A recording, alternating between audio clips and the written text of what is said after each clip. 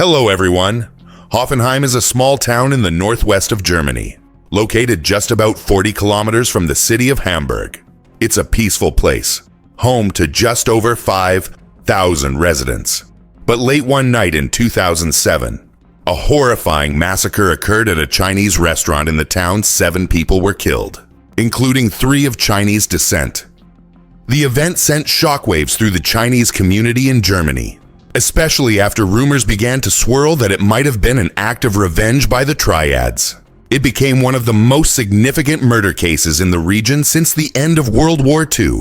What could have caused such a tragedy? Let's find out together. Around 12:30 a.m.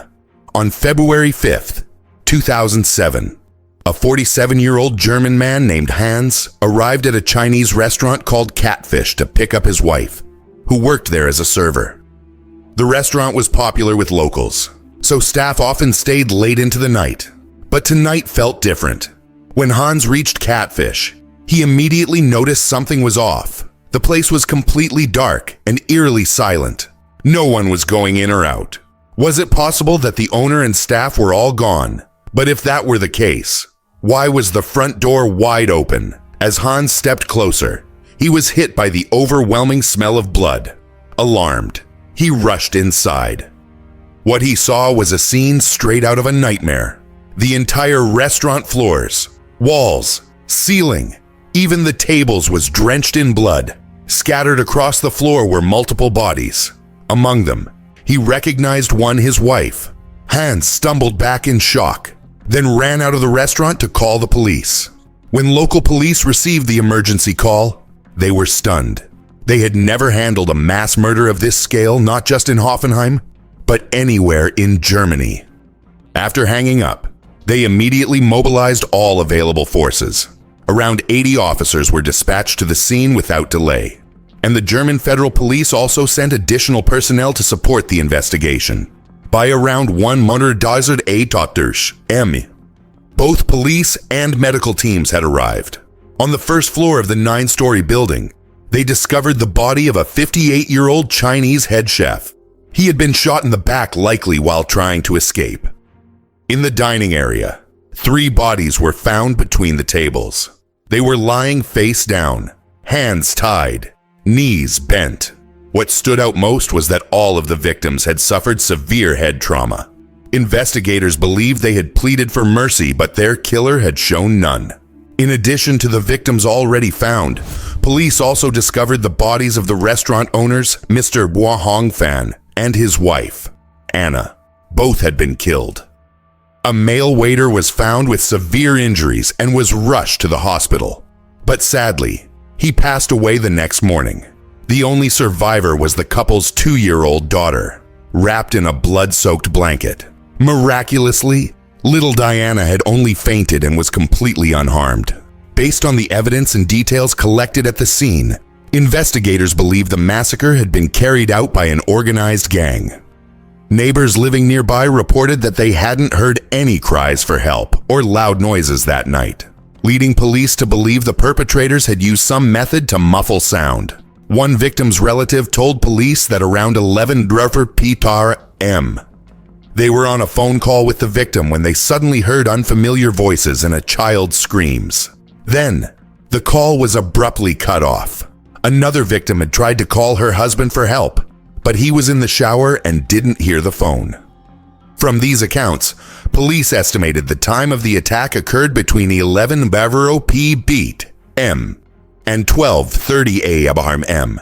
The Catfish restaurant was located close to Germany's Highway 1, a major route with heavy traffic. This meant the suspects could have escaped quickly, and identifying them would be a major challenge. The case claimed 7 lives, 4 men and 3 women. All of them were ordinary people with citizenships from Hong Kong, Malaysia, Thailand, and Vietnam, living and working in Germany. The question remained, why would anyone kill all 7 so brutally? Some speculated it was jealousy. Catfish had been doing extremely well in business, and just 2 weeks prior, the owners had bought a brand new luxury BMW. Another theory pointed to the possibility of the attack being linked to Chinese gangs from Hong Kong. At that time, A notorious criminal group known as the Triads had an active branch in the nearby city of Hamburg. Back in the 1990s, Hamburg had seen a string of violent incidents. Many Chinese restaurant workers were beaten, and owners received death threats. Investigative journalism later uncovered that over 150 Chinese-run businesses in the Hamburg area had been forced to pay protection money. Over 90% of them were extorted for sums ranging from tens of thousands to hundreds of thousands of euros. The group collecting the money was believed to be the Triads. Owners who refused to pay were threatened, and in some cases, lost a finger or their lives. In the end, most of them gave in, paying to protect themselves and their families. The gang members were clever. They never directly asked for money. Instead, they forced restaurant owners to purchase overpriced items, usually fish food. That way, even if someone went to the police, the charges would only be for coercion or forced purchasing, not serious criminal offenses. In fact, local media even published guides to help the public identify restaurants under gang control. One of the tips was to look at the size of the fish tanks. The bigger the tank, and the more fish inside, the higher the amount of protection money being paid. The Catfish restaurant had been operating for over a decade in this quiet town and had always been packed with customers. Could it have drawn the attention of the Triads? To start with, there really was a fish tank inside the restaurant. A local fish seller mentioned that every year, Fan would buy more than 20 goldfish. Curious about it, the seller once discreetly asked if Fan was paying protection money. Fan responded with a strained smile, but said nothing in return. The owner of the flower shop across the street had a different theory. He speculated that Fan might have been killed over unpaid debts. When police searched the scene, they discovered that all of the day's earnings amounting to $5.15 were missing. In addition, Fan and Anna's laptop and all 7 victims' phones were gone. This suggested the crime could have been financially motivated, rather than an act of revenge by the Triads. After all, if it had simply been about money, the gang could have used other methods to pressure Fan into paying more. There was no need to kill 7 people. Furthermore, the crime scene itself showed signs of chaos. Unlike the precise, calculated operations usually associated with the Triads, all of this pointed to the possibility that there were deeper layers of mystery behind the tragedy. Hong Fan, originally from Hong Kong, had emigrated to the United Kingdom with his family during the 1980s. At the time of the incident, he was still a British citizen. In 1997, Fan moved to Germany alone with the dream of opening his own Chinese restaurant. After scouting out different areas, he noticed that the small town of Hoffenheim had never had a Chinese restaurant before. Seeing the opportunity, he decided to launch Catfish, becoming the first ever Chinese restaurant in the town's history. Locals were immediately curious about the new place. Even before opening, Fan had taken time to survey the locals' taste preferences, adjusting traditional Chinese dishes to suit them. Thanks to this thoughtful approach, when the restaurant finally opened its doors, the food was warmly embraced. It quickly became a hit, and Fan's business began to thrive in Germany. Sometime later, Fan met Anna, a German-born Chinese woman whose mother owned a Chinese restaurant. Anna had grown up in the industry and shared Fan's passion for food. The two became close friends through their mutual love for cooking. Anna's mother was also impressed by Fan, viewing him as a hard-working, talented, and refined young man. In 2005, Hong Fan and Anna welcomed their daughter, Diana.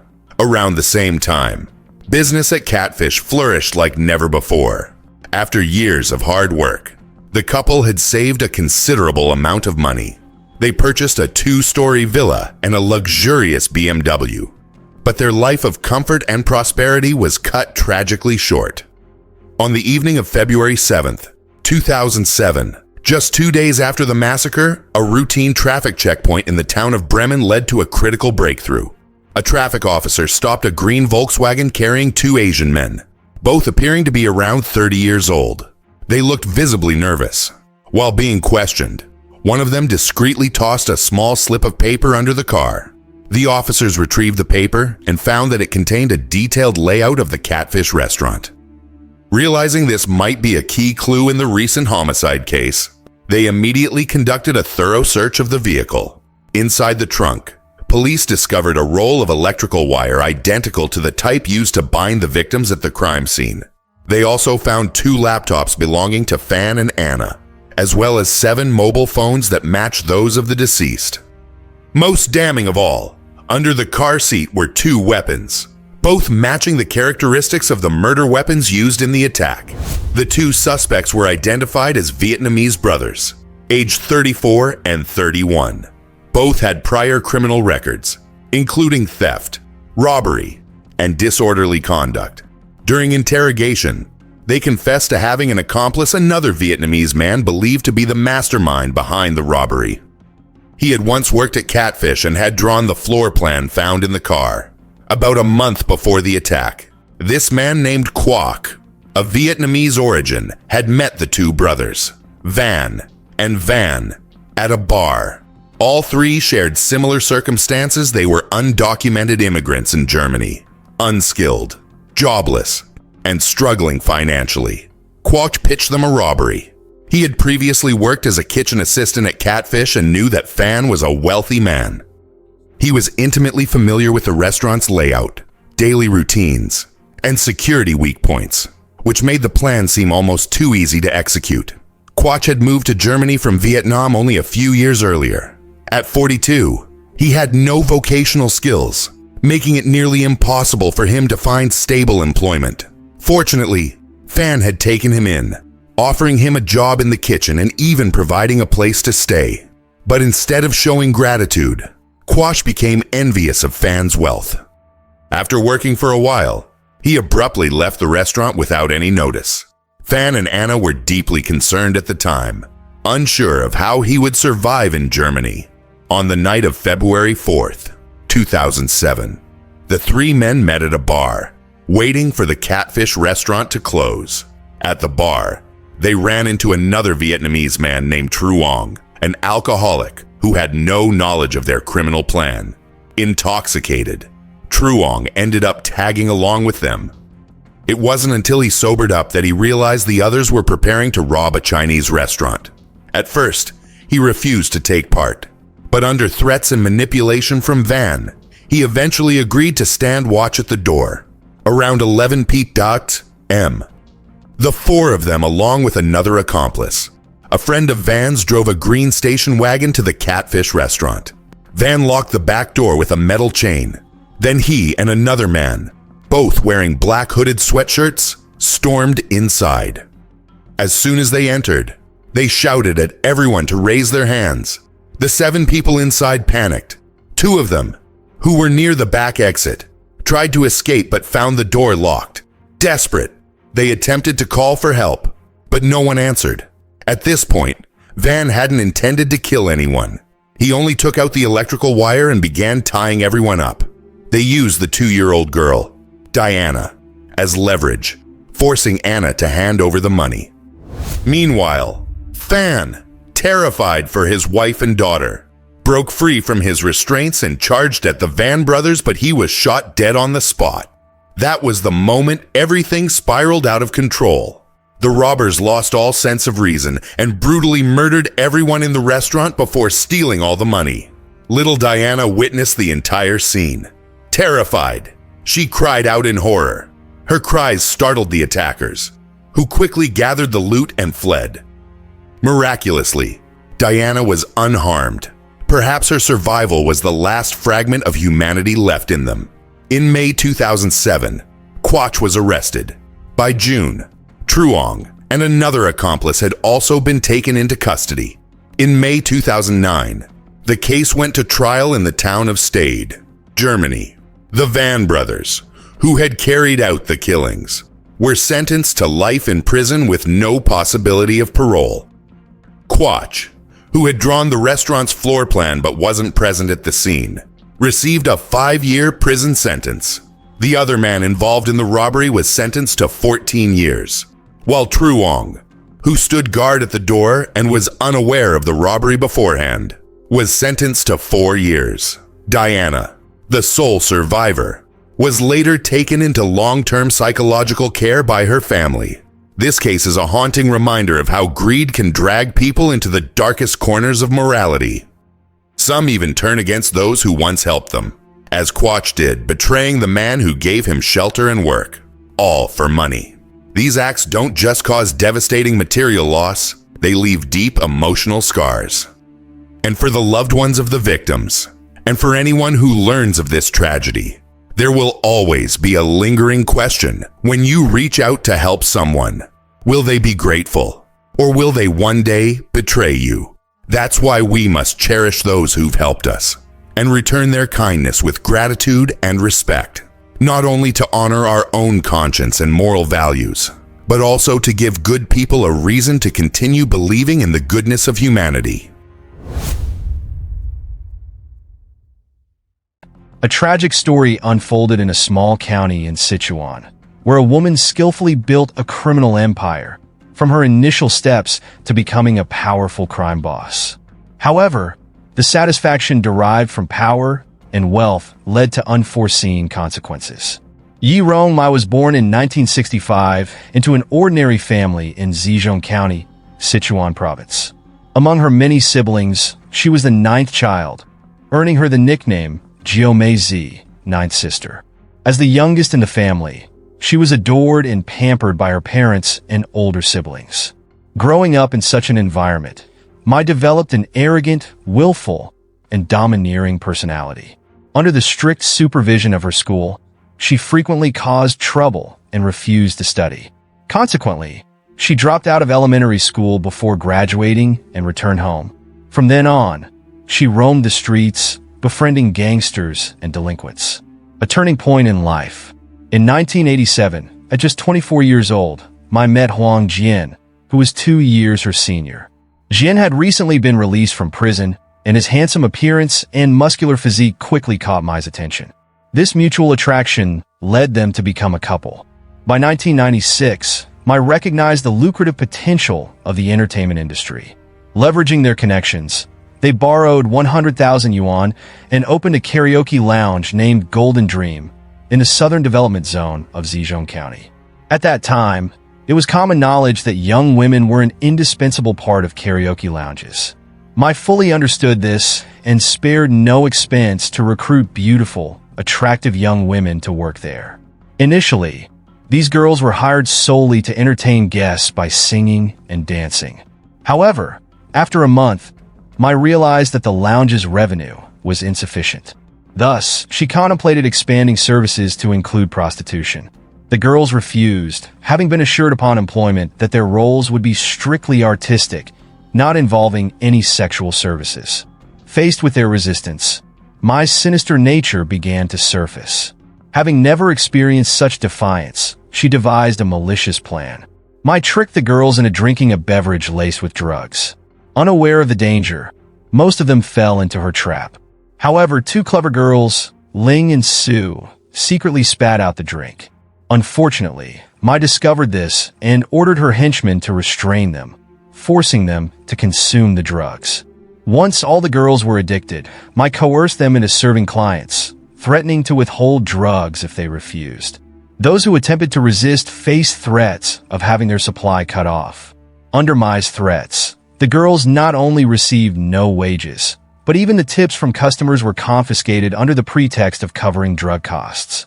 During this period, Su and Ling, unable to endure the humiliation, attempted to escape twice but were recaptured by Mai's henchmen each time.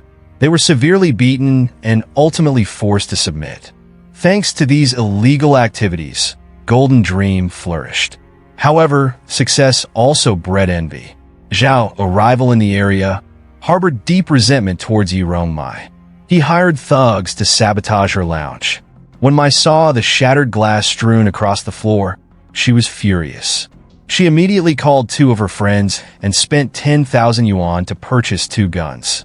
Armed with knives and hammers, they stormed Zhao's lounge, smashing everything in the hallways, destroying doors, and even breaking television screens. 2 staff members were injured during the attack. Eventually, Zhao trembled with fear and knelt to beg for Mai's forgiveness until her anger subsided. These henchmen remained with her, becoming her accomplices and helping manage her operations. From then on, Mai established herself as a crime boss in the region. After earning her first fortune from the karaoke business, she began to diversify her ventures. The Red and Black Tea House. In October 1996, Mai invested 300,000 yuan to open a tea house in the bustling central district of Zhejiang County. In reality, this was merely a front for illegal gambling activities. Concealing these unlawful operations, Mai amassed a vast fortune through gambling and high-interest loans. In October 1997, a man named Chun from Neijiang, who was in the clothing business in Zhejiang, couldn't resist the lure of gambling and visited Mai's large tea house to play. However, after just a few rounds, he lost all 10,000 yuan, which was meant for purchasing goods. In an attempt to recover his losses, Chen borrowed an additional 17,000 yuan at high interest from the gambling den. Whether due to bad luck or possible cheating, he soon lost the borrowed money as well. As Chun prepared to leave in disappointment, Mai's men intercepted him. Since Chen was from another province, Mai feared she wouldn't be able to recover the debt if he left. Thus, she ordered her henchmen to detain Chun at the tea house. They forced him to call his family and demand ransom money. Upon hearing the news, Chen's wife, Li, though furious, knew rescuing her husband was the priority. After much effort, Li managed to gather only 6,000 yuan. Unsatisfied with this amount, Mai refused to release Chun and continued to hold him captive. Unexpectedly, Chen seized an opportunity when the guards were inattentive and managed to escape. However, his family remained vulnerable. Mai immediately ordered her men to kidnap Chen's wife, Li, and even seized the family's TV and refrigerator as collateral. Desperate, Chen's mother had no choice but to borrow more money. Eventually, she gathered 11,000 yuan and handed it over to Mai. Realizing that Chen's family could no longer pay more, Mai reluctantly released Li after 58 days of captivity. Upon releasing Li, Mai threatened to kill her entire family if she reported the incident to the police.